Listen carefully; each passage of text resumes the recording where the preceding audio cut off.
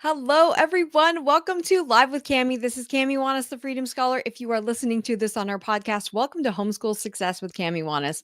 I am so excited because today we're answering your questions, all of your questions. We're answering frequently asked questions about homeschooling and plenty more. We are taking audience questions. And again, we are live, but if you're listening to this on a recording, know that you're going to get a lot out of all of the questions. You're likely going to find some information that you can apply and you can use right away.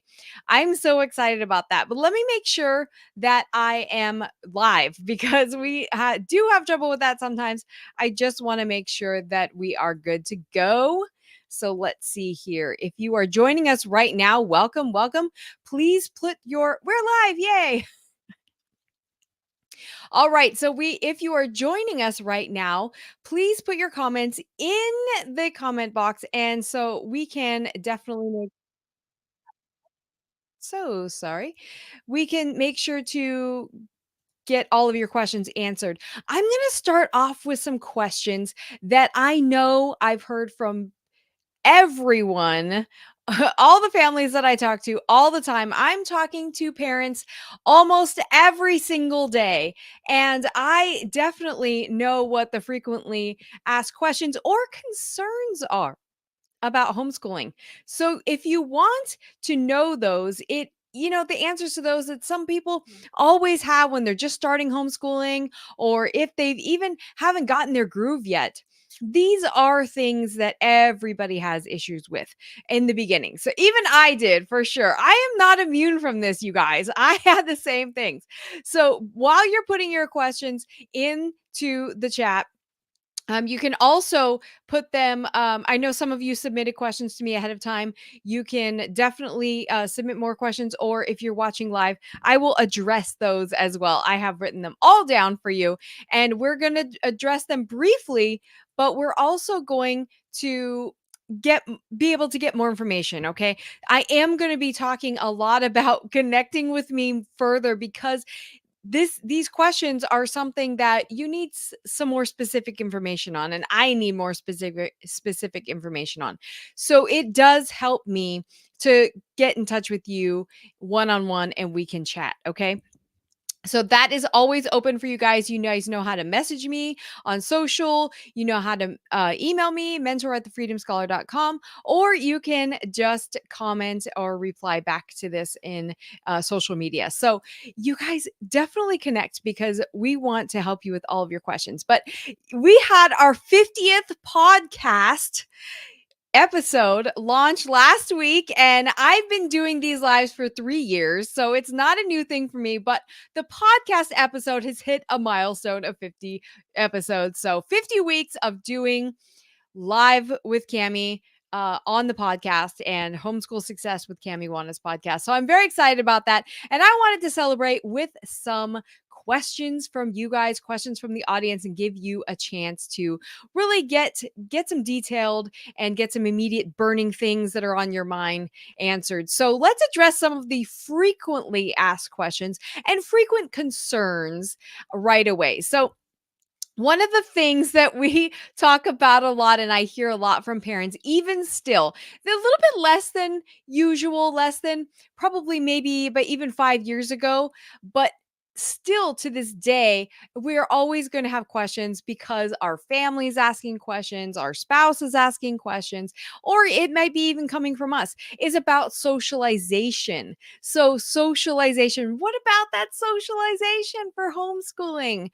Well, I definitely cover this a lot in the Homeschool Like a Boss workshop and in our Inspiring Lifelong Learning program, more specifically. However, socialization, you guys, the definition is being able to communicate and have relationships with people of all ages. That doesn't just mean being around hundreds of kids their own age and having to associate with people that they would never associate with in the real world.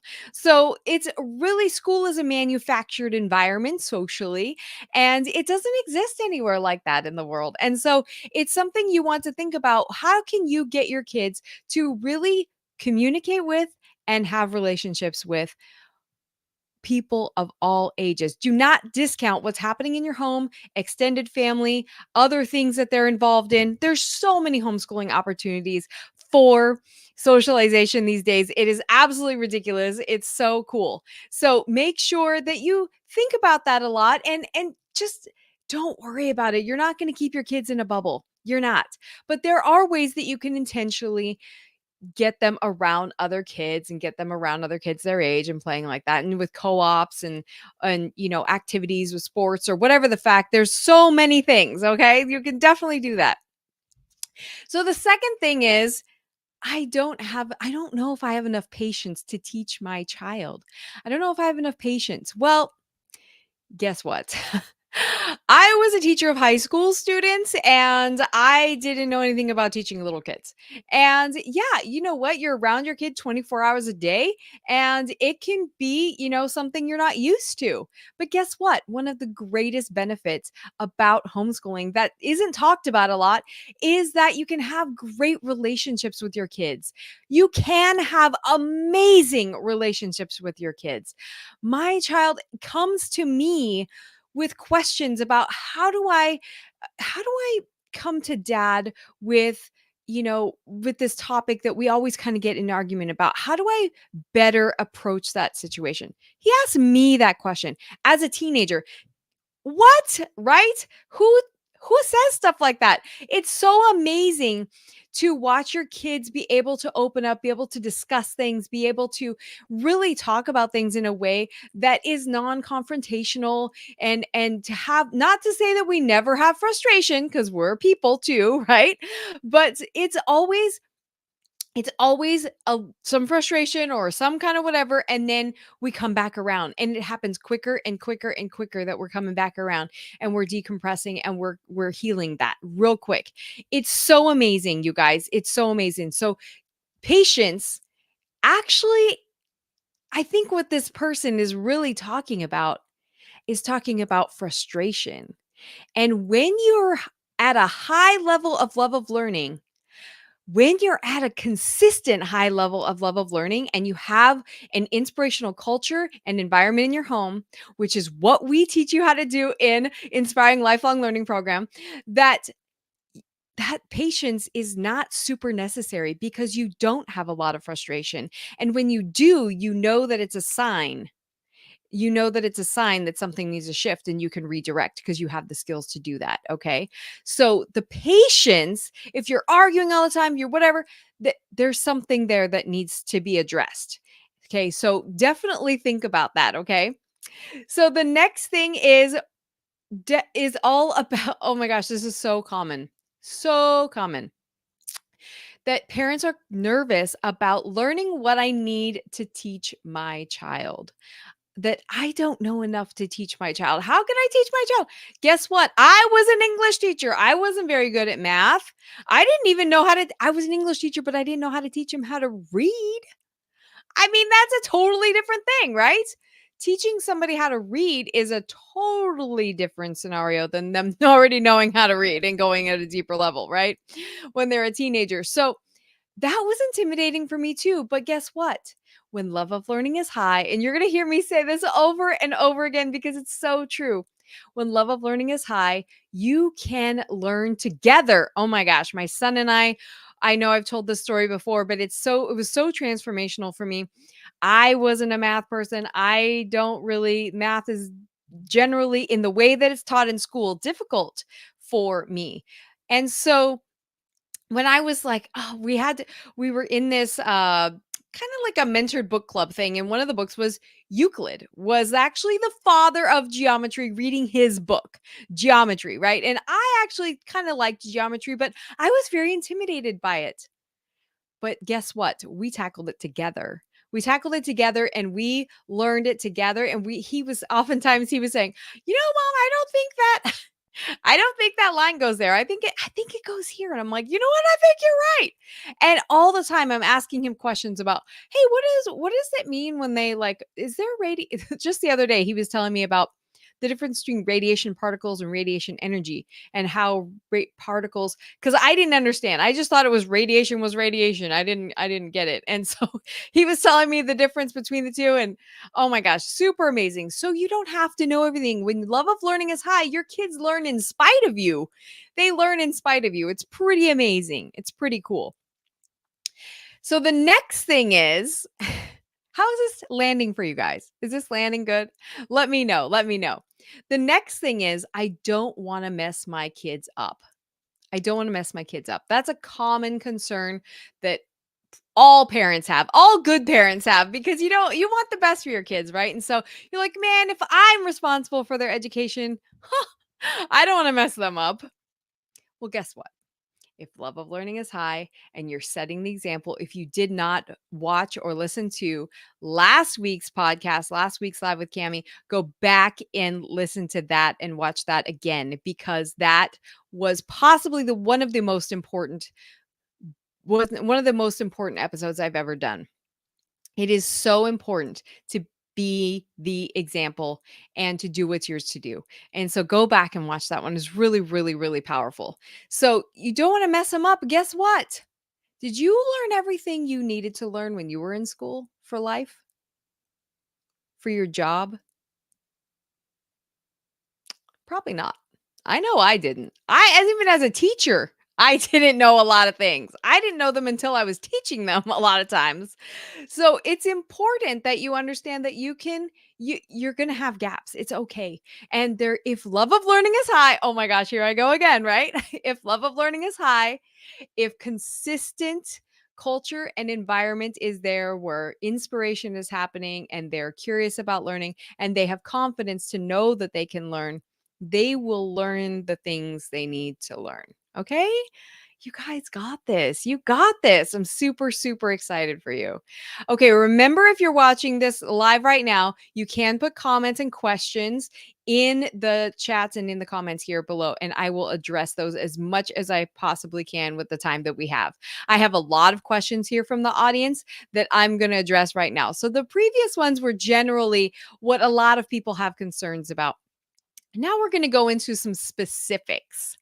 And so Julia Picharizia was oh my gosh, I love her. She's super amazing. She has an academy teaching about like the really real thinking skills that are necessary for the future, which is exciting.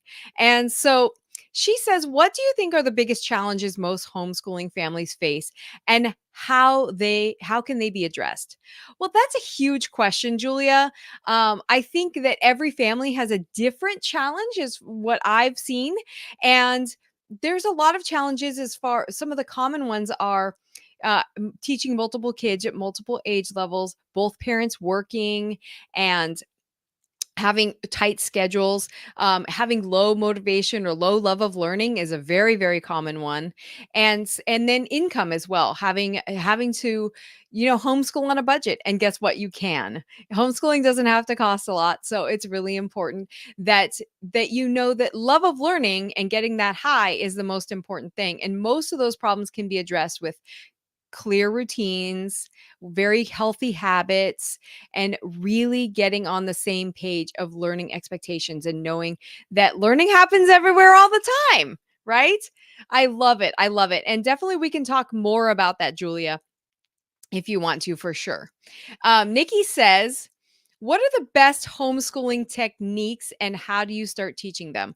Oh my gosh, Nikki, this is such a huge question, because there are several methodologies of teaching in general, philosophies of teaching and education, and and how kids learn, how you think they learn.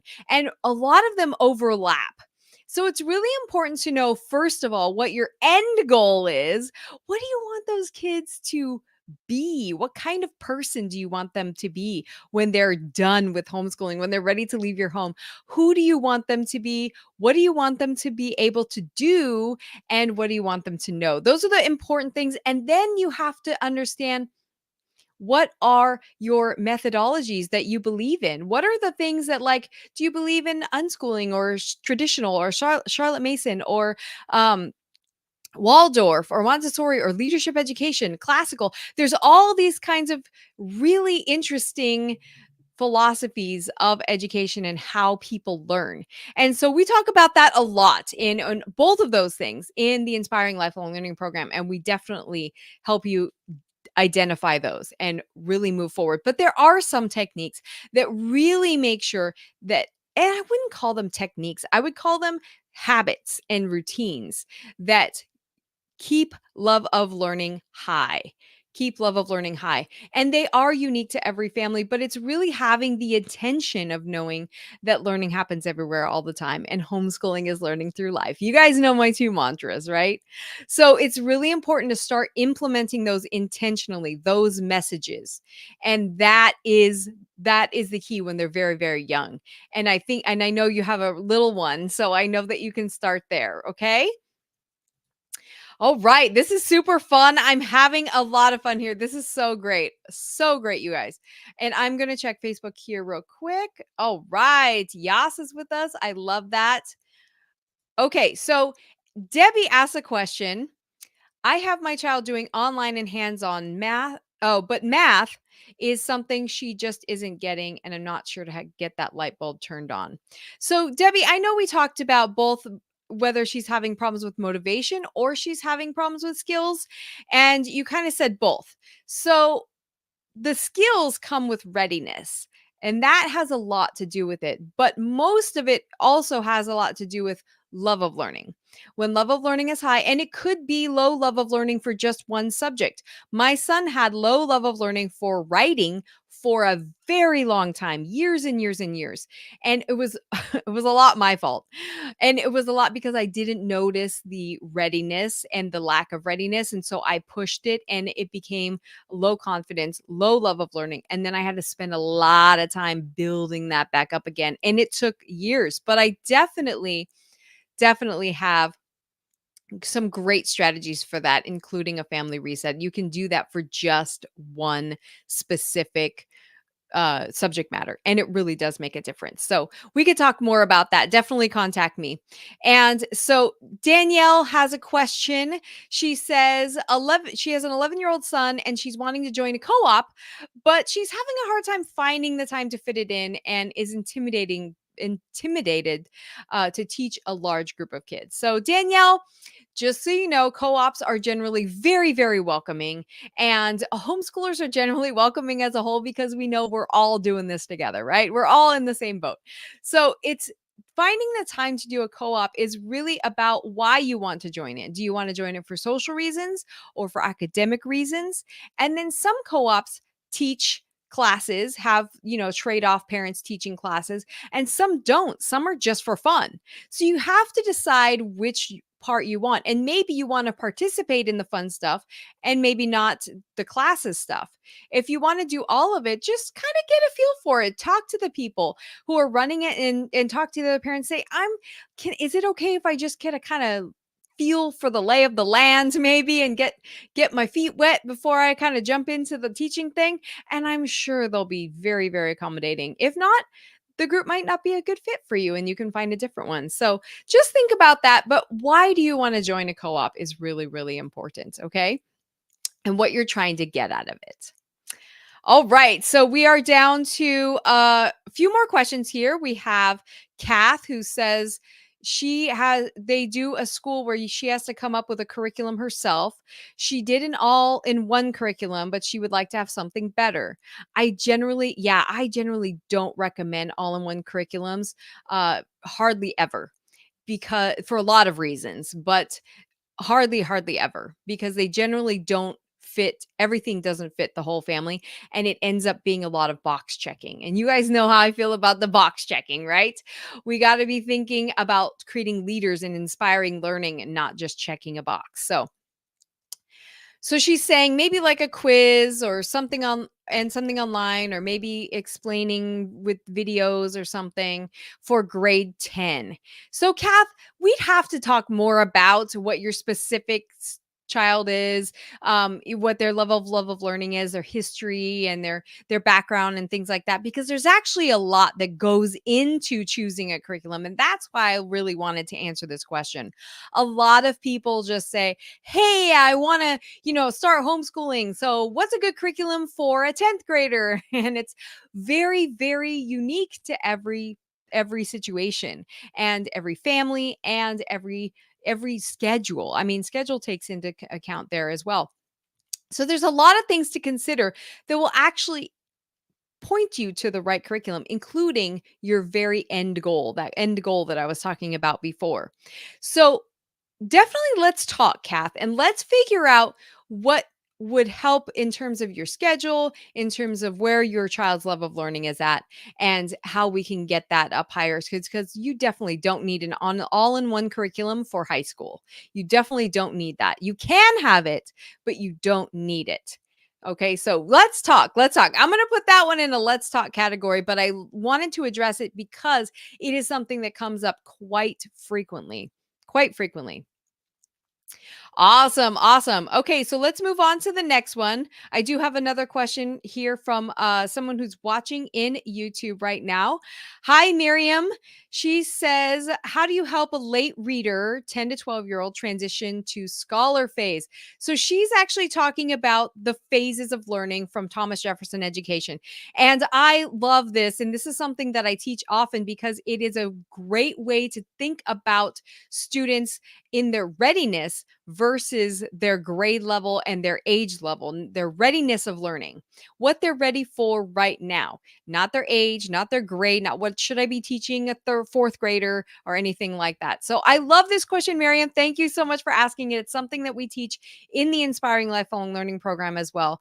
So how to help a very late reader, 10 to 12-year-old, transition to scholar phase. So I would say, Miriam, you need to look for the signs. For it, it depends on what the signs are and the hunger for more learning. So if they're totally good with where they're at and they're kind of dabbling with love of learning and they're dabbling in that love of learning phase, just keep digging and going down those rabbit trails and see where they're at. If they're asking you to do something and asking you to learn more, or maybe you've got just books around and they're starting to study more, that's what my son, I was really looking for those signs. And Rachel DeMille from the DeMille family, Oliver and Rachel DeMille, they're the ones who really put together the phases of learning and the Thomas Jefferson Education philosophy of learning, which is fantastic, by the way. And we've been definitely doing it for years. Is that she says that make them ask you for it. Make sure they're ready. Make sure that and I mean, don't try to create a false sense of hunger, but really dig in for that and wait for that to happen, because if you force it too early, you can definitely get out of the love of learning phase, and you can end up going back to core phase, and it really takes a step back in their love of learning. So it took me so long, and it really was hard for me. My son didn't he was in transition to love of learning or a transition to scholar phase for probably the last 2 years, I would say. And he didn't really get into scholar phase until this last year, and he's 15. So don't be worried about it. I know for us moms, we're like, oh, I want him to be in scholar phase right now. I want him to do the serious hard work of scholar phase. You guys, scholar phase is like high school, but like really at a deeper level, like really like where their hunger for learning is really strong, and they're committing to, doing a lot of studying a day. So I would suggest, if you don't have if they're not ready for that yet, then just be patient, keep doing things that you're doing with them. Maybe try to include a little bit more studies as far as like interest led studies, and then see how that goes. And just as Ian Cox says, he's he's Rachel DeMille's son-in-law who really helps them out. Just try, dabble, dabble, dabble, offer, offer, offer. And if it doesn't land, it's fine. If it doesn't land, it's fine until it does. And then it's good. But make that, really create that hunger, and create that conversation. So where we're always talking about scholar phase, we're always talking about that deep hunger for learning. And then example, Miriam. You got to exemplify it. So check out Thomas Jefferson Education's Mentoring in the Classics. Also check out, if you haven't done that already, the oh my gosh, I'm totally blanking there. Oh, Young Statesman, Young Stateswoman Society. That is absolutely phenomenal for transition to scholar, especially, and it really gets them involved in that. Also, if they're a little bit further in the transition to scholar, I would definitely look into the TG Ed High. That is definitely for transition to scholars as well. There's lots of different levels that you can do there. So, all right, Mary, that's a very, very good question. Thank you for asking that question. I love it. I love it. And if that didn't make sense to you guys and you're thinking, I'd like to learn more about that, definitely get in touch with me. We'll talk about that. Okay. But okay, so Gabby is in her second year of homeschooling. She said for first grade, they're doing some different kinds of curriculum. And last year she did great on video led, but it was too fast for her. So she says, I don't feel like I have a lot of patience sometimes and we bump heads. How can I teach her in a way that she enjoys school? And so, Gabby, in terms of the curriculum for first grade, you do not have to have a curriculum for everything. You don't. Okay. You don't have to have a curriculum for every single subject. Remember that the lesson should be learning happens everywhere all the time, and homeschooling is learning through life. Yes, it depends on what state you're in about your record keeping and things like that. That doesn't mean that you don't do spelling, you don't do reading, you don't do writing, but you can do it in different ways. And if you are having patience problems, Gabby, be sure to reference back to what I talked about the patience before. A lot of times the patience and butting heads has a lot to do with their readiness or not being ready, and low level of love of learning. So if you're trying to check boxes and you're just trying to get all our first grade boxes checked because we have to check our boxes, and trust me, I've been there, then it can really lower love of learning for all of you. And then you bump heads. I've done it. You guys. In first grade, my son and I were both crying every day. And you have to take a step back. You have to do a family reset. So Gabby, let's talk more about that. Okay. But you got this. You got this. I think if you stepped back a little bit and did a little less box checking, and I can tell you how to do that, then you probably will bump a lot less heads. Okay. All right, let's look and see what we got here. We have Yas, and Yas, I hope I'm saying that right. She has a couple of questions. She says, how do I make sure the course curriculum from online and creating your own curriculum are NCA approved and NCAA, sorry, and accredited? And so, yes, if you haven't joined the Facebook group for NC2A homeschooling, definitely do that. There's a wonderful Facebook group that has a lot of great information in there. I am not an expert in that area. However, I do know that it is possible that there's a form you fill out. I do know the form that you fill out. It's very easy. It's just really a course description is what it is, a very detailed course description. And you can have the courses approved by the NC2A, even if they're not accredited. Okay. So your course, I say, which means that it doesn't have to be a formalized course. Okay. You can do out of the box things and it can still get approved, but you do need to fill out that form and make sure you fill it out in a way that sounds like it's a full-fledged, robust course. Okay. If you need help with that, let me know. We can connect. So I'd like to know, if we were to use curriculums from a certified teacher, this is still Yas, that can it be used to write up on the transcript? You have teacher friends who are willing to tutor. So how would you write that up? So you would just write a course description. I would have them, if they're credentialed teachers, I would have them write a course description for that. And so you give them the form and you have them write up a course description for that. That's the best way to do it. And then on the transcript, give it a name that would match something that they would get in school. And your teacher friends should know what those names are. Otherwise, you can look them up. It's super easy. Just look up sample high school transcripts. So hope that answered your question, Yas. I am still taking more questions. All right. Oh, I love it. Hi, Jane. Hi, Donovan. I love it. I love it. Okay. Perfect. And we are on to the last two questions. The last two questions here. So, Lindsay was saying that her kids are 11, 8, and 4. And because of burnout, due to multiple reasons, we've dropped all the worksheets and we've allowed learning by YouTube, hands-on, etc.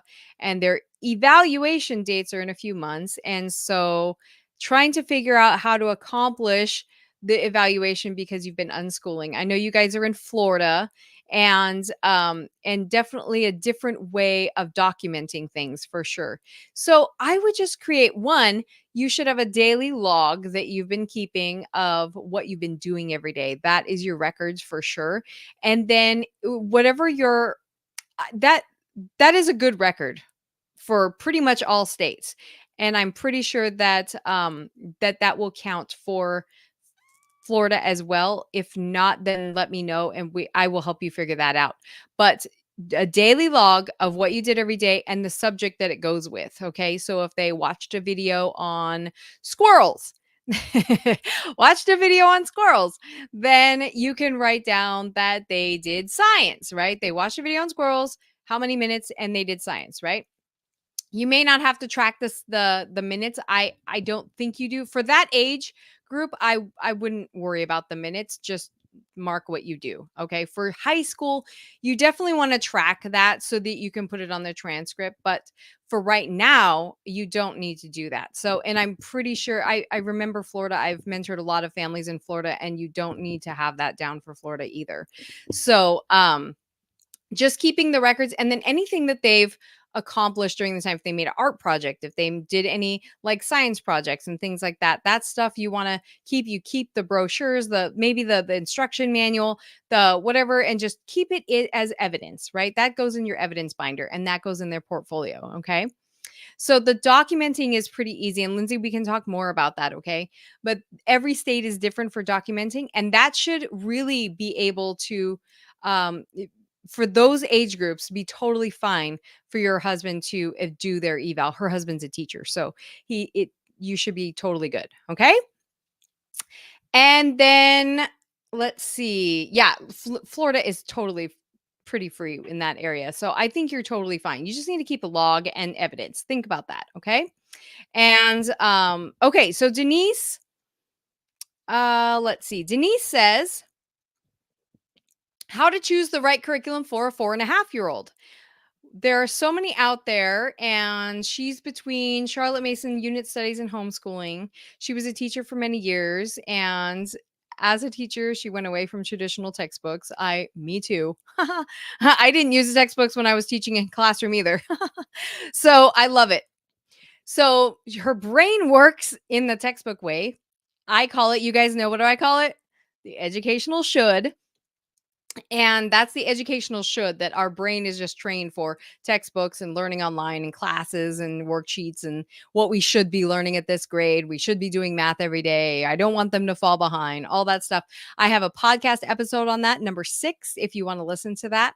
And it's really great, excuse me. But okay, so she can't get it out of her mind when there's so much out there for homeschooling. I'm afraid she'll be missing out on something that I should have taught her. So, Denise, we've talked about that already in terms of like what you're going to be missing out on. You're definitely not going to be missing out on, I mean, just big things because one, if love of learning is high, she's going to know what she needs to know for now. And then if love of learning is high, if she needs to learn something, she'll have the confidence to be able to do that. But you have to have the culture and you have to have the environment solid for consistently high level of love of learning her entire homeschooling career. It's really important. You can rebuild it. It's hard, but you can rebuild it. But we have to keep that. We don't want to that's what I would be worried about, not the box checking part and not the fall behind part, which I know is just like natural in us teachers, but I would be more worried about, especially at 4.5, about losing her love of learning. That is the most important thing. At 4.5, you don't want to have a curriculum for every single subject because you don't want to get into the severe box checking mode and then low love of learning drops. And she thinks that's where learning only happens. Is it only happens in textbooks, it only happens, and I know you're already out of that thinking, but I just want to caution other people because that is something that a lot of people do. So it's really important, and that's why I'm not really a all-in-one curriculum kind of person. That's it, I'm if it works for some families that are, really in, or maybe if they're very, very, very high level of learning and they're already in like high school and they're very self-directed learners, maybe. But even then, I think there's, because a lot of times those all-in-one curriculums, they can be very confining, and they don't allow for, freedom of learning. So they don't allow for like, hey, I want to learn about this down the rabbit trail. And it's like, no, we learned about this topic because this is what the next thing is we're going to learn. And some of that's okay because there are some boxes that we need to check in high school, but we don't need to do that for a 4.5-year-old. So definitely keeping that love of learning high and fostering that is the most important thing.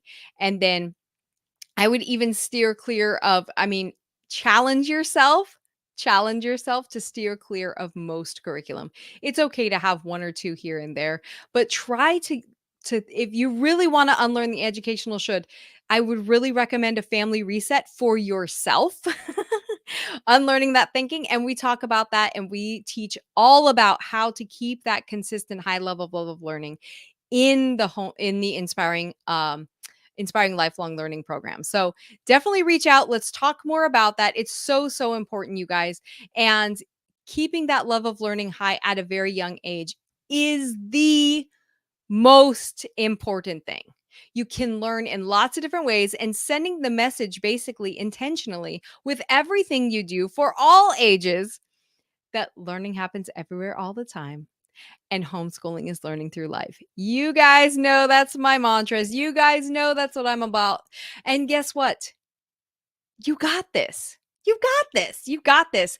And I am here to help you do it. That's what I'm here for. So let's talk more about specific questions, and let's talk about how to implement some of the things we've been talking about in your family. Reach out to me and let's chat. Okay. I hope you had a lot of fun today getting your questions answered. If you have more questions, always feel free to reach out and message me, email me, send me, post on social or whatever. Definitely contact me because I am here for you guys, and I'm so excited to be able to serve you guys in the way that creates lifelong learners and the leaders who go out there and make this world a better place. I will talk to you again next week. Have a good one.